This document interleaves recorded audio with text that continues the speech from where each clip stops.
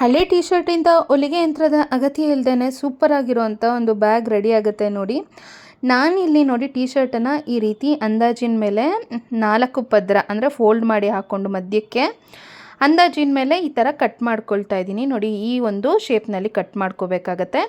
ನಂತರ ನೋಡಿ 1 ಇಂಚ್ ಆಗೋಷ್ಟು ಜಾಗನ ಬಿಟ್ಟು ಈ ರೀತಿ ಮೇಲೆ ಕೆಳಗೆ ಎರಡೂ ಕಡೆ ಕಟ್ ಮಾಡಿಕೊಂಡು ನಂತರ ನೋಡಿ ಟಿ ಶರ್ಟನ್ನು ಈ ರೀತಿ ಓಪನ್ ಮಾಡಿ ಆ ಕಡೆ ಈ ಕಡೆ ಬಟ್ಟೆ ಇರುತ್ತಲ್ಲ ಆ ದಾರಗಳನ್ನ ಈ ರೀತಿ ಬಿಗಿಯಾಗಿ ಕಟ್ಕೊಳ್ತಾ ಬರಬೇಕಾಗತ್ತೆ. ಇದೇ ವಿಧಾನದಲ್ಲಿ ಟಿ ಶರ್ಟ್ನ ಕೆಳಭಾಗದಲ್ಲಿ ಮತ್ತು ಮೇಲ್ಭಾಗದಲ್ಲಿ ಗಟ್ಟಿಯಾಗಿ ಗಂಟುಗಳನ್ನು ಹಾಕ್ಕೊಳ್ತಾ ಬರಬೇಕು ನೋಡಿ. ಈ ಥರ ಗಂಟು ಹಾಕಿದ ನಂತರ ಒಂದು ಬ್ಯೂಟಿಫುಲ್ ಆಗಿರುವಂಥ ಡಿಸೈನ್ ಆಗಿರುವಂಥ ಬ್ಯಾಗ್ ರೆಡಿಯಾಗಿದೆ.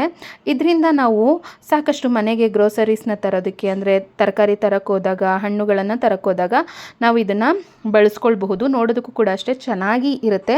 ಇದರಲ್ಲಿ ಜಾಸ್ತಿ ತರಕಾರಿ ಹಣ್ಣುಗಳನ್ನು ಕೂಡ ತರಬಹುದು. ಈ ಒಂದು ಡೀಟೇಲ್ ವಿಡಿಯೋ ನೀವು ನೋಡಬೇಕು ಅಂದರೆ ನಾನು ಈಗಾಗಲೇ ಶೇರ್ ಮಾಡಿದ್ದೀನಿ. ಆ ವಿಡಿಯೋನ ತಪ್ಪದೆ ನೋಡಿ. ಈ ಒಂದು ವಿಡಿಯೋ ಇಷ್ಟ ಆದರೆ ಲೈಕ್ ಕೊಟ್ಟು ಹೆಚ್ಚಿನ ಜನರಿಗೆ ಶೇರ್ ಮಾಡಿ. ಧನ್ಯವಾದಗಳು.